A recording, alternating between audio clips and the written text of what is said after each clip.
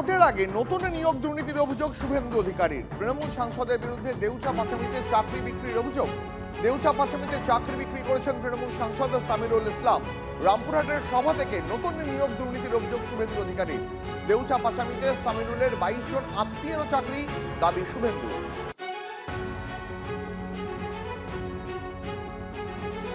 দেউচা পাচামি কি হলো মুখ্যমন্ত্রী? কি হলো? 1 লক্ষ চাকরি কোথায় গেল? 1 লক্ষ চাকরি কোথায় গেল? কোথায় গেল 1 লক্ষ চাকরি? চাকরি হয়েছে কার? সাংসদ, রাজ্যসভা একটা দালাল ব্রোকার সামিরুল ইসলাম। তার আত্মীয়রা 22 জন চাকরি পেয়েছে। জায়গা কিনে কিনে চাকরি করেছে। ডিএম বিধান আর সমীরুল চাকরি বেচেছে। আর এখানে আপনাদেরকে বিভ্রান্ত করেন যিনি রবীন বাবু, তাদের উন্নতি হয়েছে, আপনাদের উন্নতি হয়নি। বিস্ফোরক অভিযোগ বিরোধী দলনেতার। পাল্টা শুভেন্দু অধিকারীর বিরুদ্ধে মানহানির মামলার হুঁশিয়ারি তৃণমূল সাংসদ সামিরুলের। আমি দেখুন এখন আমি শুনিনি, ঠিক আছে ও কি বলেছে। এর আগেও একবার 5 মিনিট কৃষকটা বলার চেষ্টা করেছিল, তখন আমি কাউন্টার করেছিলাম যে ক্ষমতা থাকলে ঠিক আছে প্রমাণ দেখা না, কোর্টে যাক না। আর স্কুল কি বলছে, ও তো মানসিক ভারসাম্যহীন লোক, আমি রাজনীতিবিদ হিসেবে আমি ধরি না, ঠিক আছে। একটা মেন্টাল ডিসব্যালেন্স লোকের কি বলেছে না বলেছে কি বলবো বলুন। আমি এর আগে একবার লিগ্যাল নোটিশ ওকে পাঠিয়েছিলাম, ঠিক আছে। তারপর কিছু বন্ধ ছিল, যদি আবার যদি এরকম করে আমি লিগ্যাল নোটিশ পাঠাবো আমি আবার, ঠিক আছে। তারপর আমি কোর্টে চলে যাবো আমি। এবং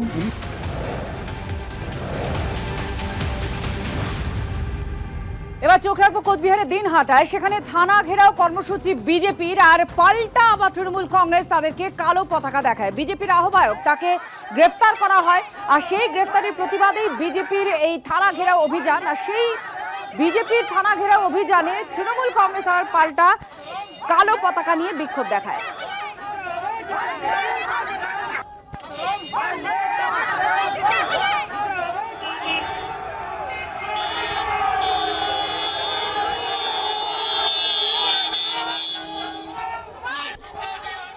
সুমন কল্যাণ আমাদের প্রতিনিধির সঙ্গে আছেন। সুমন, এই মুহূর্তে কি পরিস্থিতি, পুলিশ কি করলো, আর দু তরফ থেকে কি বলা হচ্ছে? একবারে দেখো, বেশ কিছুদিন ধরেই কিন্তু দিনহাটাতে একটা ব্যাপক চাঞ্চল্য ছড়িয়ে পড়েছিল। কারণ উদয়ন গুহ উত্তরবঙ্গ উন্নয়ন মন্ত্রী তিনি কিন্তু প্রকাশ্যে বলেছিলেন দিনহাটায় এসে কর্মসূচি করে দেখা বিজেপি। ফলে গত পরশুদিন তাদের যে কনভেনার তাকে এনডিপিএস মামলা দিয়ে তাকে গ্রেপ্তার করার একটা খবর উঠে এসছে, এবং এটি গ্রেপ্তারের আগেই তারা জানিয়েছিলেন মানবাধিকার কমিশনকে। তারপর থেকেই কিন্তু দিনহাটায় কিন্তু একটা চাপা ক্ষোভ চলছিল। আজকে হঠাৎ করেই বিজেপি নেতারা তারা কিন্তু ঘোষণা করেন যে আজকে তারা থানা ঘেরাও করবেন। আর থানা ঘেরাও করতে যখন বিজেপি নেতা কর্মীরা যাচ্ছিলেন কোচবিহার থেকে, সে সময় ভেটাগুড়িতেও কিন্তু একটা ব্যাপক উত্তেজনা তৈরি হয়। তাদেরকে কালো পতাকা দেখানো হয়। পরবর্তীতে সেখানে পুলিশ তাদেরকে বের করে দেয়। পরবর্তীতে সেখান থেকে দিনহাটা থানাতে এসে কিন্তু এই মুহূর্তে বিক্ষোভ দেখাচ্ছে বিজেপি, এবং তাদের নেতা কর্মী বিশেষ করে বিধায়ক সকলেই কিন্তু আজকে রয়েছেন সেখানে। তবে এই উদয়ন গুহের হুমকি, তারপর বিজেপি নেতা কর্মীদের দিনহাটাতে জড়ো হওয়া, এটা স্বাভাবিকভাবে নির্বাচনের আগে কিন্তু যথেষ্ট চাঞ্চল্য পরিস্থিতি তৈরি করেছে। ধন্যবাদ।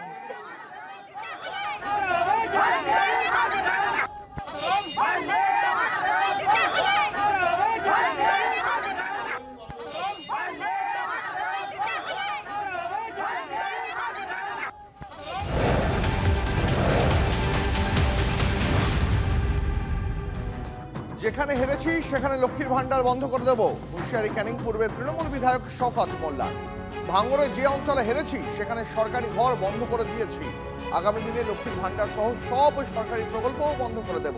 তৃণমূলের ভোট প্রস্তুতি সভা থেকে হুঙ্কার শওকত মোল্লা। আমাদের এই ভাঙড় থেকে 3টে অঞ্চল আমরা হেরে গিয়েছিলাম। আমাদের সরকার সেই 3টে অঞ্চলের ঘরটাকে পুরোপুরি বন্ধ করে দিয়েছে। দাদার খাবে আর মামার গাইবে, বলবে ওটা মমতা বন্দ্যোপাধ্যায়ের বাবার টাকা। মমতা বন্দ্যোপাধ্যায় সরকার টাকা দেবে, আর তার মা মাসি নিয়ে এই চালতাবেড়িয়া শানপুকুরের কিছু সমাজ বিরোধী তারা টানাটানি করবে। আমরা বলছি টাকা আমরা বন্ধ করে দিয়েছি, যদি হিম্মত থাকে বাপের বেটা হও সেই টাকা নিয়ে নাও, দেখি কত বাপের বেটা আছো তোমরা। আগামী দিনেও আমি পরিষ্কার বলি, আমাদের এই অঞ্চলে সিএমআরতে যে নাম এসছে, আমি প্রত্যেকটা নেতার কাছে অনুরোধ করব, আইএসএফ এর একজন না যেন টাকা পায় তার ব্যবস্থা আমাদের তৃণমূল কংগ্রেসকে করতে হবে।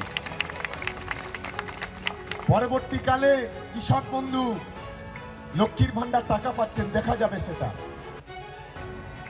কারণ এই টাকা কেন্দ্রের বিজেপি সরকার দিচ্ছে না, এই টাকা নওশাদ আব্বাসের মতো দালালরা দেয় না, এই টাকা মমতা বন্দ্যোপাধ্যায় তার রাজস্ব কোটা থেকে বাংলার গরিব মানুষের হাতে পৌঁছে দিচ্ছে, বাংলার মানুষের মুখে হাসি ফোটাচ্ছে।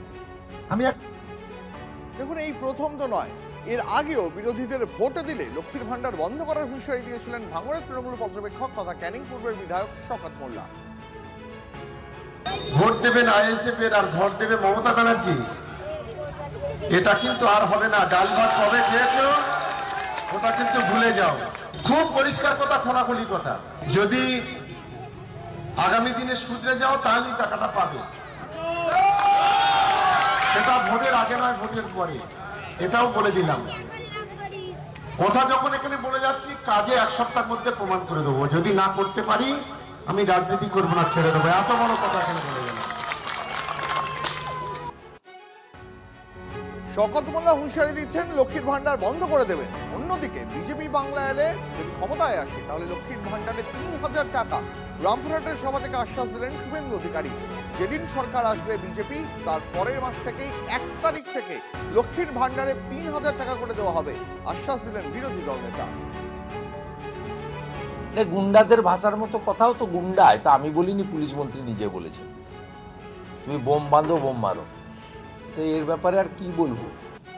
আমার মনে হয় আমাদের তোহা সাহেবের ভালো উত্তর দিতে পারবে। তোহা সাহেবকে জিজ্ঞেস করা ভালো।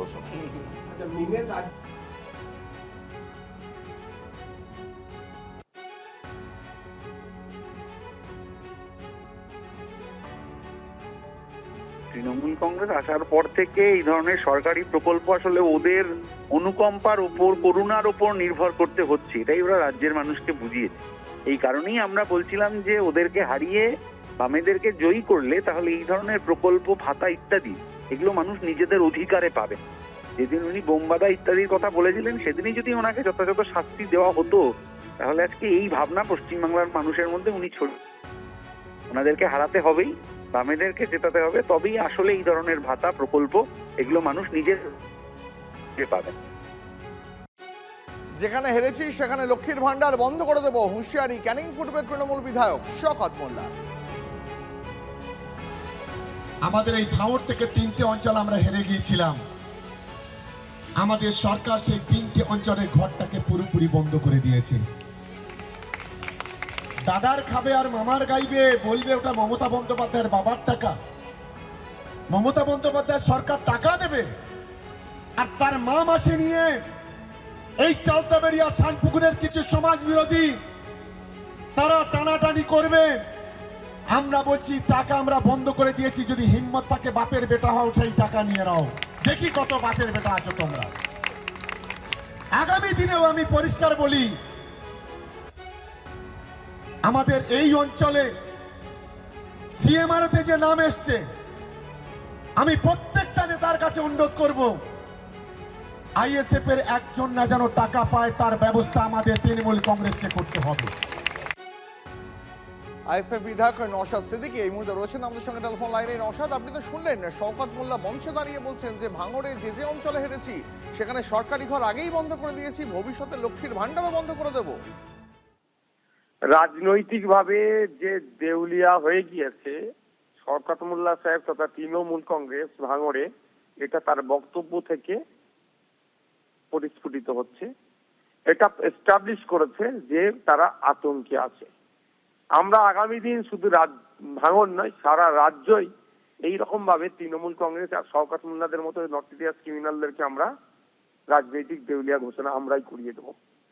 এবার আসা যাক, যে ভাতা এটা দান নয়, এটা অধিকারের মধ্যেই আমি বলবো।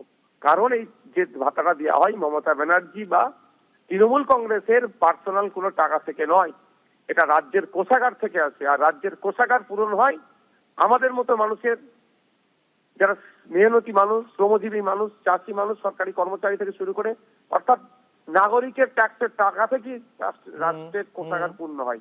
সেই টাকা থেকেই তারা যখন দিচ্ছে, এইরকম ভাবে যে অবাঞ্ছিত মন্তব্য করছে, এর নিন্দা তো ধিক্কার জানাচ্ছি। সাথে সাথে এই বক্তব্যের সাথে তৃণমূল কংগ্রেস কি সহমত সেটা আমি প্রশ্ন রেখে দিই। বেশ বেশ, অনেক ধন্যবাদ।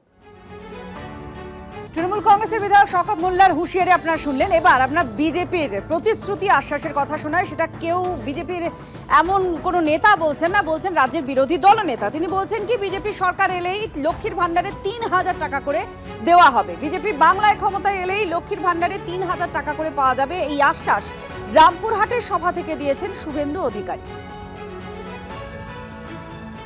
পেটে ভাত মাথায় ছাদ, ভারতীয় জনতা পার্টির অঙ্গীকার, আমরা মা বোনেদের হাতে মে মাসে বিজেপি সরকার হবে প্রথম সপ্তাহে বা এপ্রিলের তৃতীয় সপ্তাহে।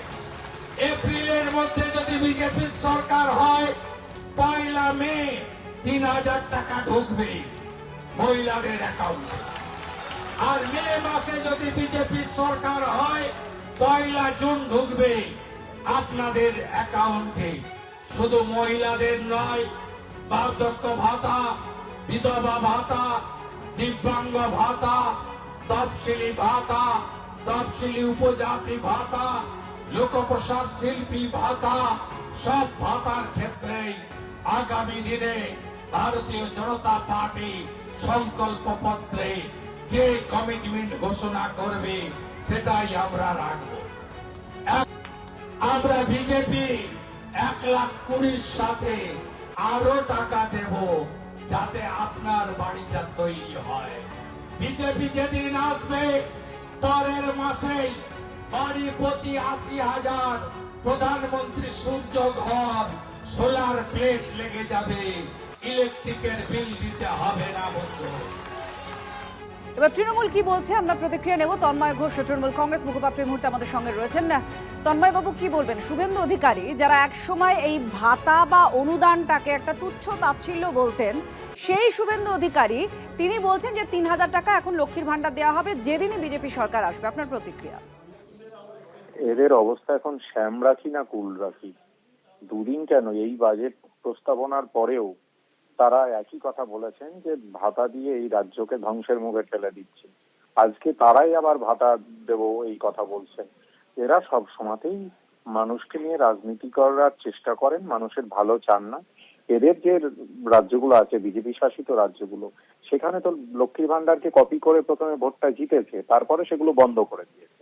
বাংলার মানুষ সেগুলো জানে যে এরা এলে দেবে তো নাই, উল্টে বন্ধ করে দেবে। কিছুদিন আগে এদেরই এক নেতা বলেছিল যে বাড়ি মা বোনেরা লক্ষ্মীর ভান্ডার পায় বলে তৃণমূলকে ভোট দেয়, ওদেরকে বেঁধে রাখ, ওদেরকে ভোট দিতে যেতে দেবে না।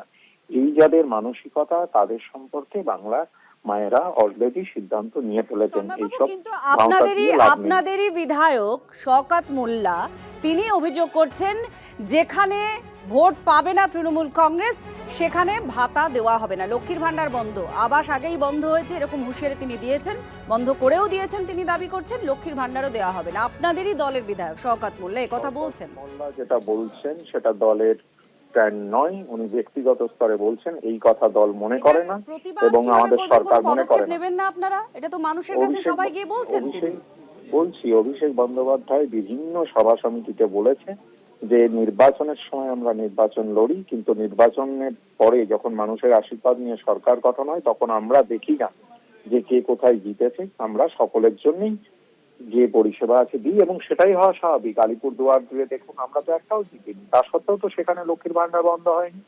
পূর্ব মেদিনীপুরে বিভিন্ন সিটে আমরা জিতিনি, সেখানে লক্ষ্মীর ভান্ডার বন্ধ হয়নি। সুতরাং শওকত মোল্লা যা বলছেন সেটা দলীয় বক্তব্য নয়। নিশ্চিতভাবে দলের তরফ থেকে তার সঙ্গে এই বিষয়ে কথা বলা হবে। ধন্যবাদ। তন্ময় ঘোষ তৃণমূল কংগ্রেস মুখপাত্র ছিলেন আমাদের সঙ্গে।